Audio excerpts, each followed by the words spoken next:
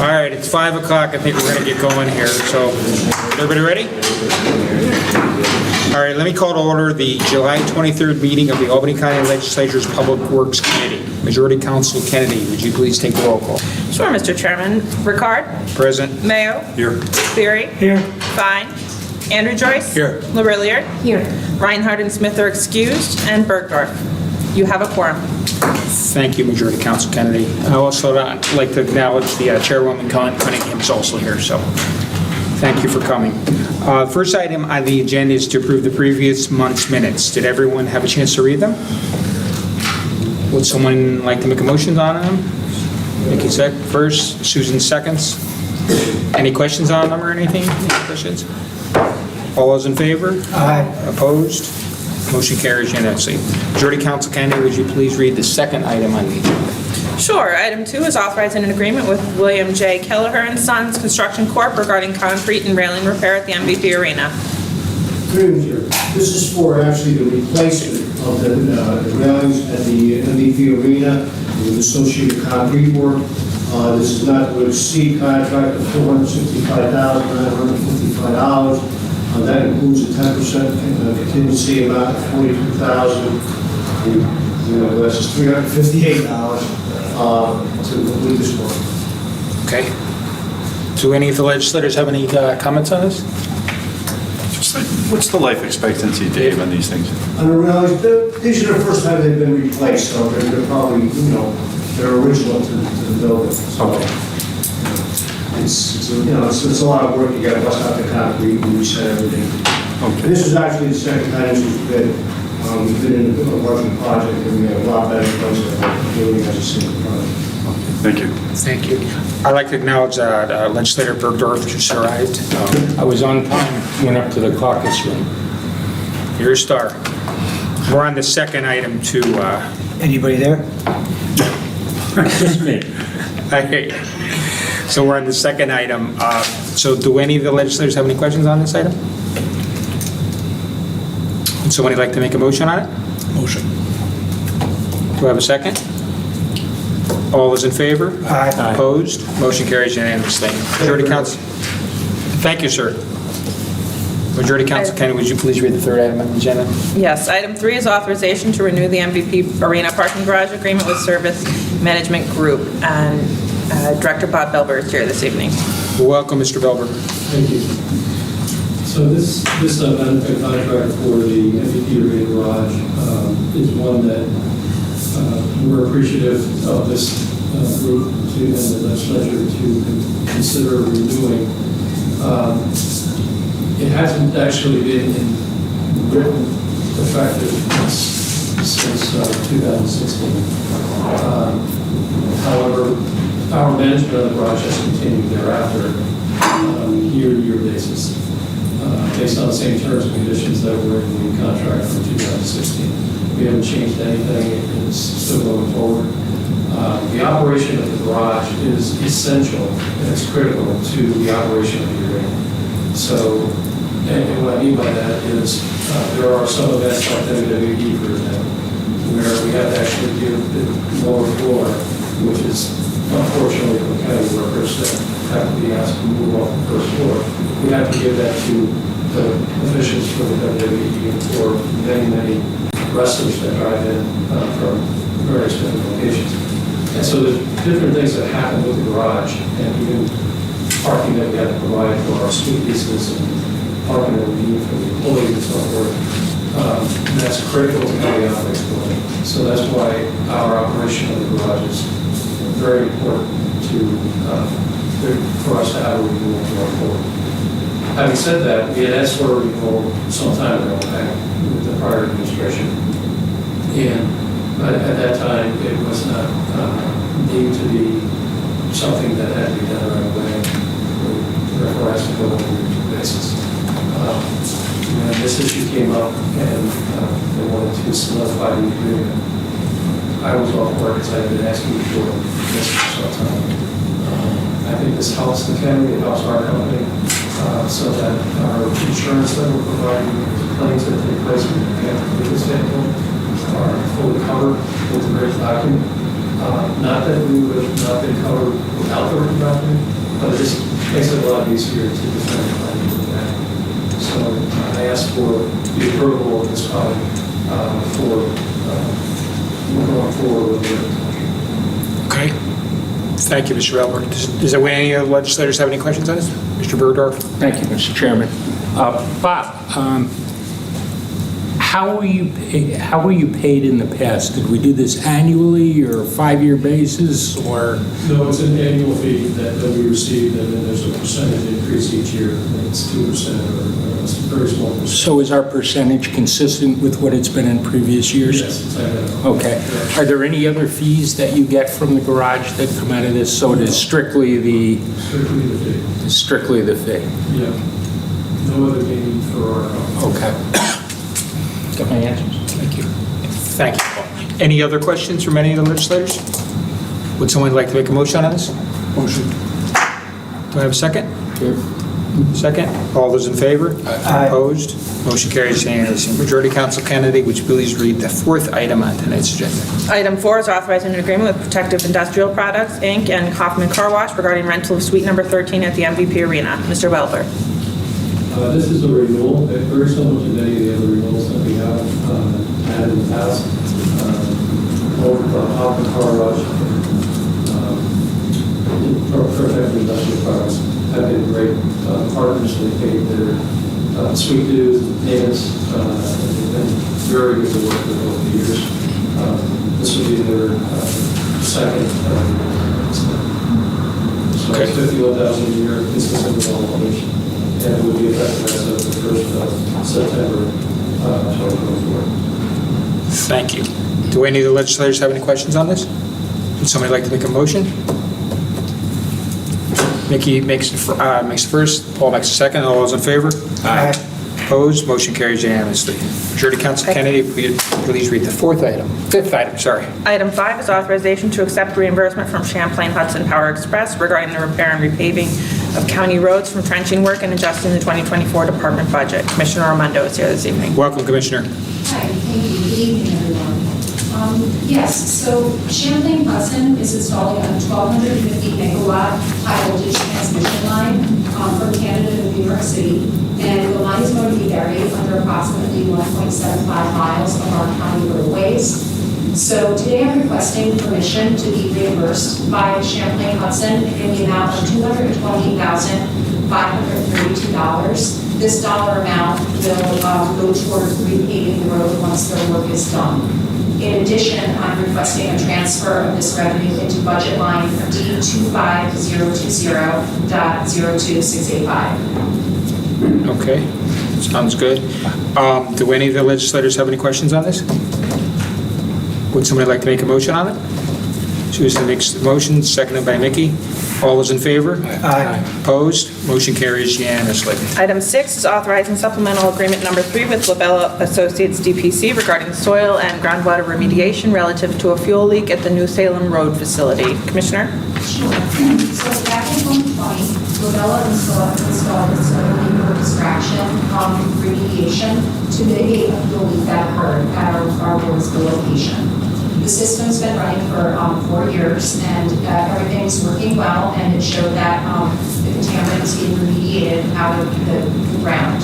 Unfortunately, the last readings that were taken by Labella showed that actually some contaminant, although it wasn't present in the actual ground, it was present in the groundwater. So we have to report it to DEC, and DEC is requesting that we further mitigate the site and the groundwater.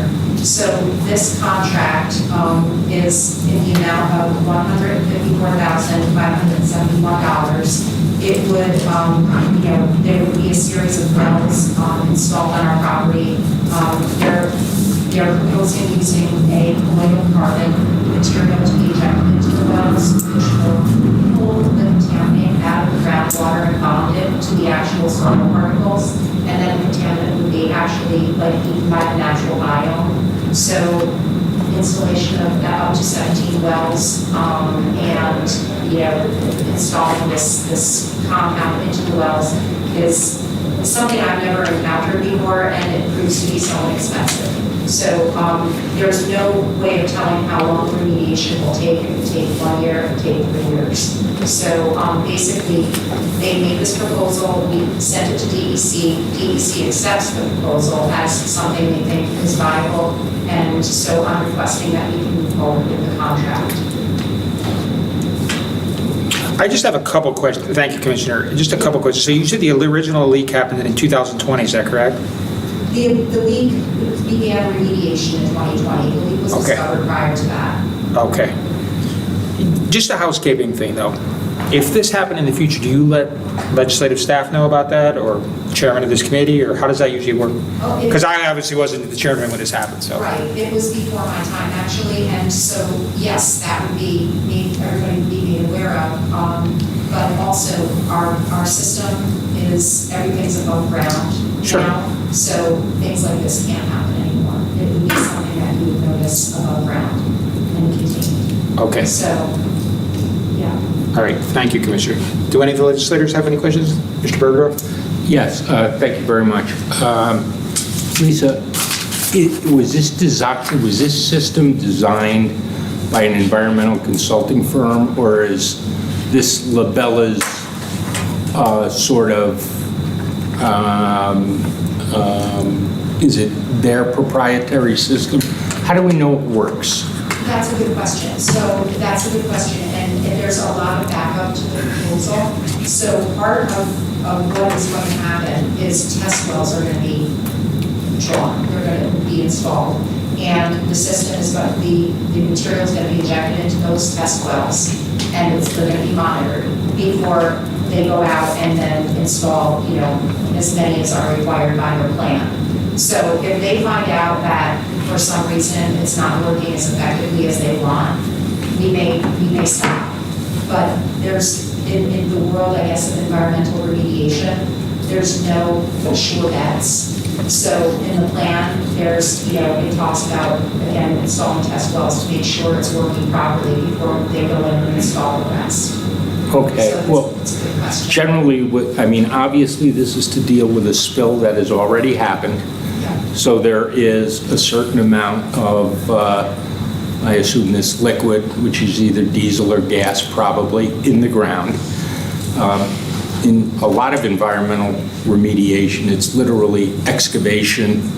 How big an area are you finding the plume of the contamination? That's a good question. I have a maps. I have it with me. It's probably within like a 100-foot distance. And I have to say, when we're talking about contaminants, DEC's acceptable limit of the contaminant is 5 parts per billion. And we have like in the hundreds of parts per billion. So even in the big scheme of things, the 100 parts per billion No? is negligible. Like DEC is extremely strict on the amount that is considered acceptable. So, I mean, it's something that we kind of, our hands are tied. Has anybody used this technology elsewhere that we have spoken to? Yes, my civil engineer, Brent Meredith, director of engineering, actually now, he has spoken with others that the consultant has used the technology for.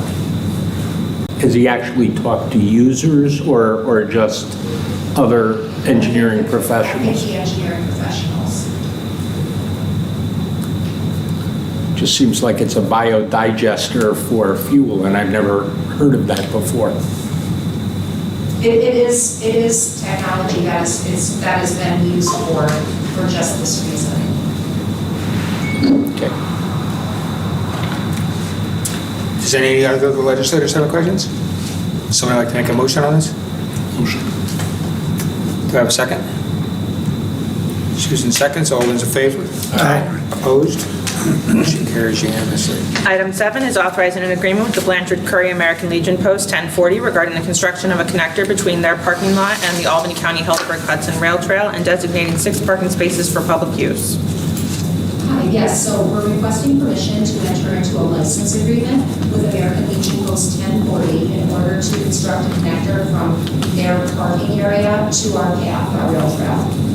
Currently, folks use that area. There's like a footpath, it's bumpy and not so safe for pedestrians and bicyclists. So Albany County DPW would like to construct a proper asphalt paved path connector.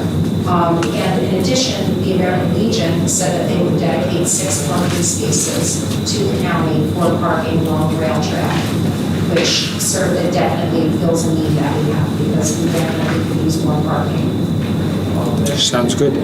Do any of the legislators have any questions on this? Chairwoman Callahan? Great idea. Thanks for doing it, and I love the partnership with the Parkinson's. It's great too. Thank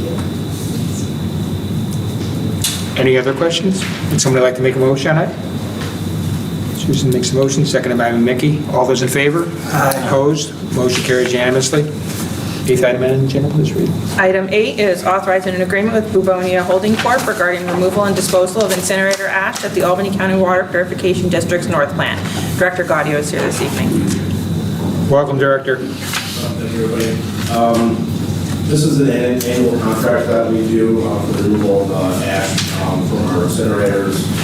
We received 2 bids for this particular year, and Bubonia was considered the most responsible bidder. The contract value is $108,620, and we are expecting this to be a 4-month contract that will be completed by December 31st of this year. Okay.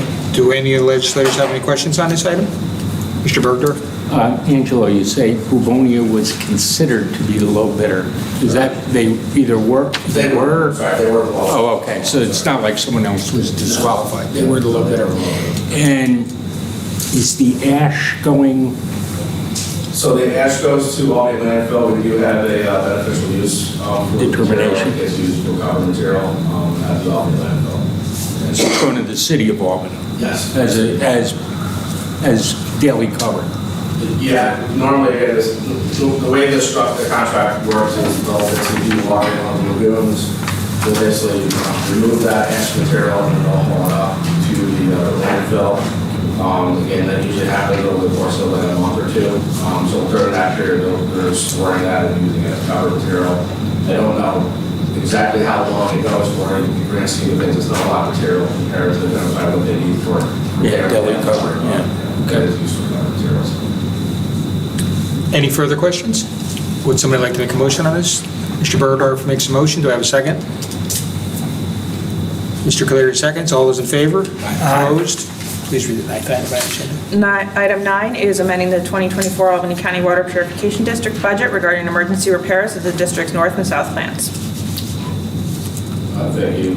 So back in May, we had a failure of the refractory break inside our south plant incinerator. Approximately a 20-foot section of brick had failed on R3. We did an inspection at that point and we discovered some other issues with refractory inside the incinerator. So this is currently our only active incinerator. The south plant, so the repair for the south plant incinerator was estimated to be $575,000. In June, we had a failure of R6 at the northern plant. We lost some of the bricks around drop holes, which are basically the way the bricks are configured to allow material to drop to lower levels of the incinerator itself. The way the arcs are constructed, they're going so structurally, if you kind of picture like a brick arch, as you start removing bricks, it loses structural integrity. So basically, we made the decision at that point to remove the entire hearth because there already was a portion of that hearth that had failed and collapsed. So to avoid further damage, we removed the entire hearth and then had made the decision to replace that hearth, which is scheduled to happen next week. And the cost for that repair is $225,000. So this budget amendment is to move money from the district's fund balance to the equipment repair line to cover the expenses for both of those repairs. Do any of the legislators have any questions on this item? Mr. Bergdorf? How does the timing work if you have both of the incinerators out, or are you staggering it to cover, or how does that work? It's challenging. The south plant's a little bit easier because we only burn sludge about 2.5 to 3 days a week. So we have more time to buffer that. The north plant, right now we're in the process of emptying 4 of our sludge tanks, and we're reducing basically our solids content within our aeration tanks just to give us a little bit more buffering capacity for the solids management aspect of that. But the intent is to really utilize the storage volume that we have on site. We expect the north plant to be offline for about 9 days and a little bit less time for the south plant. The south plant, this will be, I think we had 4 shutdowns scheduled, so we're actually in the process this week of shutdown number 3. So we've already done 2 successfully, and we've got 1 more, and the work right now will be scheduled to be finished in September. So the challenging one's going to be the north plant, just because we have more sludge volume and not as much volume to kind of buffer that period of time. Would it be fair to assume that because you're going to have products stored, you're going to be burning more continuously at the north plant as opposed to on an intermittent basis? For that period of time, once we start back up, yeah. So from an emissions point of view and our DEC consent order, that's a good thing? You don't have to heat up and cool down and... It'll be good from the perspective of there'll be less gas consumption, which is generally the issue with the south plant. We usually use more gas kind of in those off periods because, again, we need to keep those incinerators warm, so we use more gas kind of in the off periods. But the north plant, we have less. It's because there's more sludge volume, and again, the sludge acts as a fuel source for the incinerator. So. Okay. Thank you.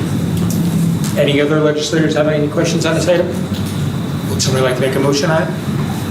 Mr. Berdorf makes a motion, Mr. Joyce seconds. All those in favor? Opposed? Motion carries unanimously.